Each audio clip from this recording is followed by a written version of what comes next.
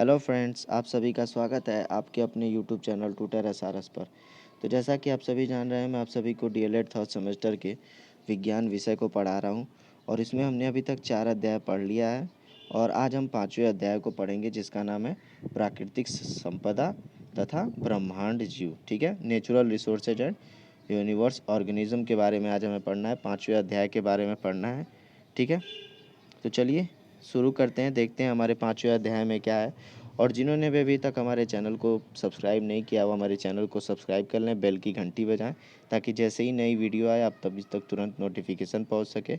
और अपने दोस्तों के साथ इस वीडियो को अधिक से अधिक शेयर कीजिए, उन्हें भी बताइए कि इस चैनल पर विज्ञान या और भी सब्जेक्ट जो पढ़ाए गए हैं, कंप्यूटर, मैथ, ये सब चीज़ें पढ़ाई जा रही हैं, वो इसको अच्छे से देखें, पढ़ें। और आपका अप्रैल में जो एग्ज़ाम होने वाला है, अप्रैल लास्ट वीक में, तो आप उसको अच्छे से क्लियर कर सकें और आपका डीएलएड अच्छे से कंप्लीट हो सके। ठीक है, तो चलिए हम लोग 5वें अध्याय को आज शुरू करते हैं, देखते हैं इसमें हमें क्या पढ़ना है।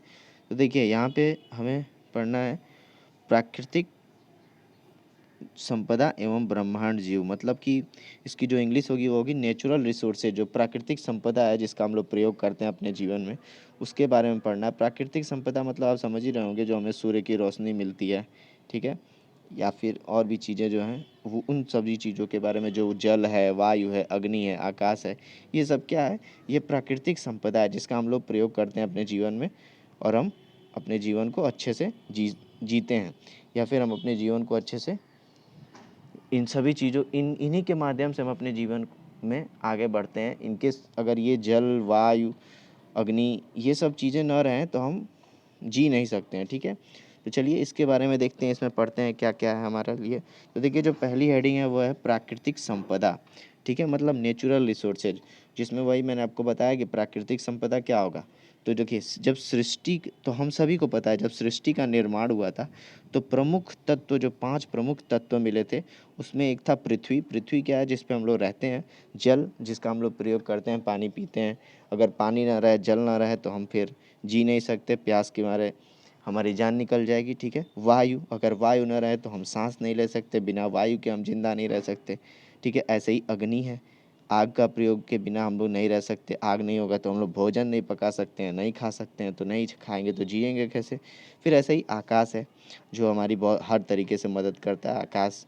तो ये जो 5 चीज़ें हैं, ये सृष्टि के निर्माण में ये 5 प्रमुख तत्व पाए गए थे और यही प्राकृतिक संपदा है। ठीक है, तो देखिए यहाँ पे मैंने आप लोगों के लिख रखा है, हम सभी जानते हैं कि सृष्टि का निर्माण 5 प्रमुख तत्वों पृथ्वी, जल, वायु, अग्नि तथा आकाश से मिलकर हुआ है, जैसा कि मैंने आपको बताया।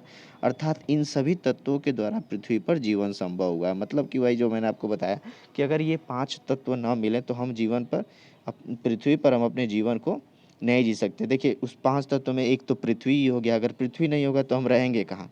ठीक है, ऐसे ही जल हो गया, अगर पानी ही नहीं मिलेगा तो हम पिएंगे कैसे, और पानी नहीं पिएंगे तो फिर हम जी नहीं सकते हैं। ऐसे ही वायु है, अगर वायु न रहे तो हम अपना सांस नहीं ले पाएंगे, और फिर अगर कोई सांसें ही नहीं ले पाएगा तो वो कैसे जिएगा।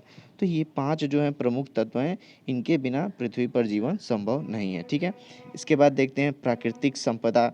अगर आपसे पूछा जाए तो उसका आप क्या डेफिनेशन लिख सकते हैं। तो देखिए प्रकृति से प्रदत्त सभी वस्तुएं प्राकृतिक संपदा कहलाती हैं। जैसा कि प्रकृति से प्रदत्त का मतलब जो भी चीज़, जो भी वस्तुएं या जो जो सारी वस्तुएं जो हमें प्रकृति द्वारा प्राप्त हुई हैं, उसी को हम लोग प्राकृतिक संपदा कहते हैं। ठीक है, अर्थात वह पदार्थ जो प्रत्यक्ष अथवा परोक्ष रूप से मानव के लिए उपयोगी और संतुष्टि प्रदान करने वाला होता है, उसे प्राकृतिक संसाधन कहते हैं। अगर आपसे कोई प्राकृतिक संसाधन पूछे तो आप उसका क्या जवाब देंगे। प्रत्यक्ष मतलब आपके सामने से, या फिर परोक्ष यानी सामने ना हो फिर भी वो आपकी मदद कर रहा हो। तो ऐसे ही जो पदार्थ हमें प्राप्त होते हैं, उन्हीं के द्वारा, जिनके द्वारा जीवन, मानव अपने जीवन का में आगे बढ़ता है, जिनके प्रयोग के द्वारा मानव का जीवन संभव नहीं है, और जो मानव के जीवन को संतुष्टि प्रदान करता है, वही सारी चीज़ें क्या होती हैं, प्राकृतिक संसाधन के रूप में कहे जानी जाती हैं। ठीक है, तो अगर आपसे कोई पूछे कि प्राकृतिक संसाधन क्या है, तो आप ये कह सकते हैं वह पदार्थ जो प्रत्यक्ष मतलब सामने से, या फिर अथवा परोक्ष रूप से, या फिर सामने हो ना लेकिन फिर भी आपकी मदद करता हो, तो उसको हम कह सकते हैं वह पदार्थ जो प्रत्यक्ष अथवा परोक्ष रूप से मानव के लिए उपयोगी तथा संतुष्टि प्रदान करने वाला होता है, उसे प्राकृतिक संसाधन कहते हैं। ठीक है, तो ये हो जाएगा आपका प्राकृतिक संसाधन का डिफिनीशन। तो उम्मीद करता हूँ आपको प्राकृतिक संपदा क्या है ये समझ में आ गया होगा। और प्राकृतिक संपदा का अगर आपसे डेफिनेशन पूछे तो आप उसको अपने शब्दों में लिख सकते हैं कि प्रकृति से प्रदत्त, मतलब प्रकृति से प्राप्त जो भी वस्तुएं हमें प्राप्त हुई हैं वो सारी वस्तुएं प्राकृतिक संपदा कहलाती हैं। ठीक है, और उसके बाद प्राकृतिक संसाधन आप उनको बता देंगे कि जो हमें परोक्ष रूप से या प्रत्यक्ष रूप से जो हमारी जीवन जीने में मदद करता है वही प्राकृतिक संसाधन कहलाता है। ठीक है, तो चलिए इसके बाद इसके आगे पढ़ते हैं, देखते हैं क्या है। और इसके आगे देखिए प्राकृतिक संपदा का वर्गीकरण। ठीक है, मतलब क्लासिफिकेशन ऑफ नेचुरल रिसोर्सेज, जिसको इंग्लिश में कहेंगे प्राकृतिक संपदा का वर्गीकरण। ठीक है, अब प्राकृतिक संपदा का वर्गीकरण किस तरीके से हुआ है? दो प्रकार से हुआ है। ठीक है, देखिए पहला क्या है?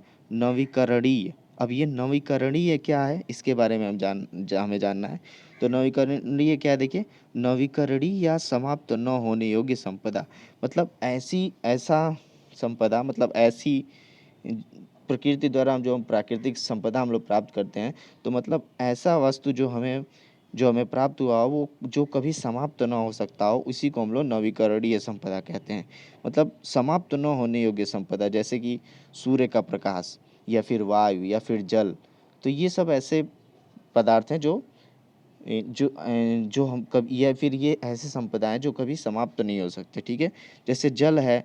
जल को आप जानते हो कि पृथ्वी का 71% भाग, जो भी 71% भाग जो है वो जल से घिरा हुआ है। ठीक है, तो इससे ही हम मान सकते हैं कि प्रकृति में कभी जल की कमी इतनी जल्दी तो संभव नहीं है। तो यानी ये ऐसी संपदा है जो जल्दी ख़त्म नहीं होगी।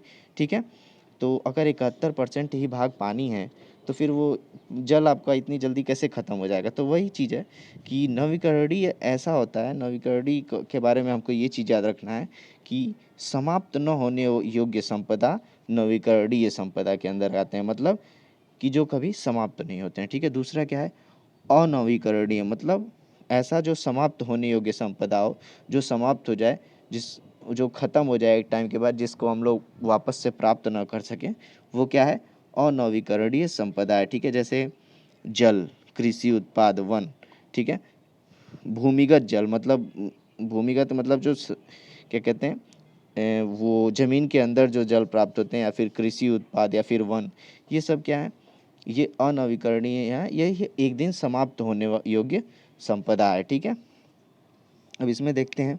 देखिए, जो हमने देख लिया नवीकरणीय संपदा जो है जो कभी समाप्त नहीं होती है, उसके अंदर आता है सूर्य का प्रकाश, जल, वायु। ठीक है, अब अनवीकरणीय योग्य जो समाप्त होने योग्य संपदा है वो है, जैसे इसके अंदर देखिए एक खनिज संपदा आता है। ठीक है, तो खनिज संपदा मतलब पुनः चक्रित होने वाली संपदा, मतलब जो वापस से प्राप्त की जा सके। ठीक है, और दूसरा क्या होता है? जो खनिज संपदा में जो दूसरा भाग है वो है पुनः चक्रित न होने वाली संपदा, मतलब जो फिर से प्राप्त न की जा सके, कि एक टाइम के बाद ख़त्म हो जाए। जैसे कोयला, तेल, प्राकृतिक गैस, ये सब चीज़ें आप सभी को पता है कि ये एक टाइम के बाद ख़त्म हो जाएंगी। ठीक है, और जो पुनः चक्रित होने वाली संपदा है, जैसे सभी धातुएं, एल्युमिनियम, तांबा, ये सब आपको प्राप्त होता रहेगा। ठीक है, अब इसमें देखिए जो नवीकरणीय में हमने देखा था कि सूर्य का प्रकाश, तो सूर्य का प्रकाश आप सभी को पता है कि पृथ्वी पर सबसे ज़्यादा ज़रूरी है सूर्य का प्रकाश। अगर सूर्य का प्रकाश ना हो तो एक तरीके से जीवन भी संभव नहीं है, हम मान सकते हैं, क्योंकि हरे भरे पौधे नहीं होंगे सूर्य के प्रकाश द्वारा ही तो प्रकाश संश्लेषण की क्रिया करके हरे भरे पौधे होते हैं। तो सूर्य का प्रकाश मनुष्य के जीवन में बहुत ज़्यादा ज़रूरी है। ऐसे ही पवन, जो वायु है, इसका कैसे क्या प्रयोग है कि अगर हवा ही ना हो तो मनुष्य सांस कैसे लेगा? आपने देखा होगा कि बहुत सारे इसी हवा के लिए बहुत सारी कंपनियों में आपने देखा होगा वो खूब बढ़िया पवन चक्कियाँ लगाई जाती हैं और वो खूब तेज़ तेज़ हवा, पवन ऊर्जा का उत्पादन करती हैं, आपने देख रखा होगा। ठीक है, तो ये वायु वाले हो गए। ठीक है, ऐसे ही जल है। जल को मैंने आपको पहले ही बताया कि पृथ्वी का 71% भाग जल से घिरा हुआ है। ठीक है, तो ये हो गया इसका वर्गीकरण। अगर वर्गीकरण करें तो दो तरीके से हो सकता है।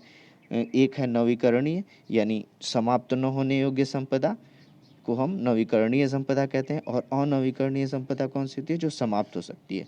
ठीक है, अब इसके जो अनवीकरणीय संपदा है उसका भी वर्गीकरण है।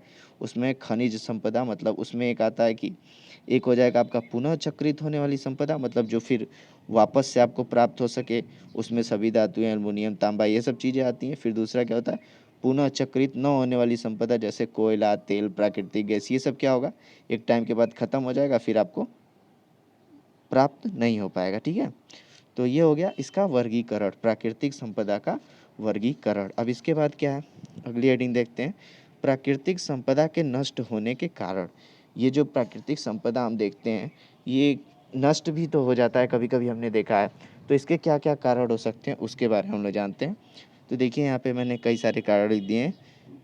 4 कारण मैंने आपको बताए। एक है बढ़ती जनसंख्या। अब बढ़ती जनसंख्या आप सभी को पता है कि मान लीजिए जितनी ज़्यादा जनसंख्या बढ़ती जाएगी उतना ही तो प्राकृतिक संपदा का प्रयोग बढ़ता जाएगा, और जितना ही आप जिस चीज़ को प्रयोग करेंगे एक टाइम के बाद वो नष्ट होता ही जाएगा।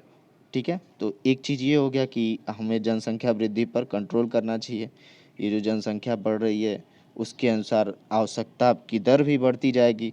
हर मनुष्य को हर चीज़ की आवश्यकता है, तो जितना ही जनसंख्या बढ़ेगी उतना ही आवश्यकता बढ़ेगी।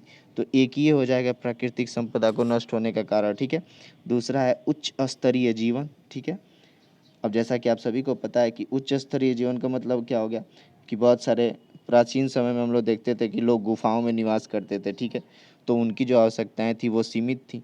लेकिन आज के टाइम में मनुष्य का ज्ञान बढ़ गया है और वो नए नए आविष्कारों करता जा रहा है और नए नए चीज़ों का प्रयोग करता जा रहा है। तो इन सब चीज़ों में खर्च अधिक हो गया है। ये कोयला, तेल, प्राकृतिक गैस, इन सब चीज़ों का भंडारण कम होता जा रहा है। तो ये सब चीज़ें आज के टाइम में एक टाइम के बाद ख़त्म हो जाएंगी। तो इससे क्या होगा, जब आप उच्च स्तरीय जीवन में जाएंगे तो प्राकृतिक संपदा के नष्ट होने का खतरा अधिक हो जाता है। ठीक है, तीसरा क्या है, युद्ध। अब युद्ध से प्राकृतिक संपदा के नष्ट होने में एक तरीके का युद्ध जो है सबसे विनाशकारी कार्य करता है।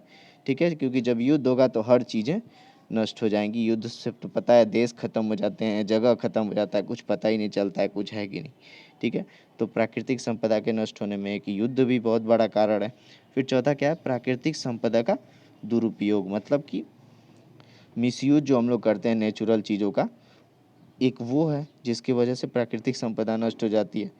ठीक है, आप गलत प्रक्रियाओं द्वारा उसका अपव्यय करते हैं। कोई भी चीज़ है, अगर पानी खोलेंगे तो पता चलेगा, पानी खोल देंगे वो पानी जाता ही रहेगा, ख़त्म होता ही रहेगा। तो हर चीज़ का हमें, पेड़ पौधे हम लोग काटने लगे हैं, इन सब चीज़ों से हमें बचना चाहिए।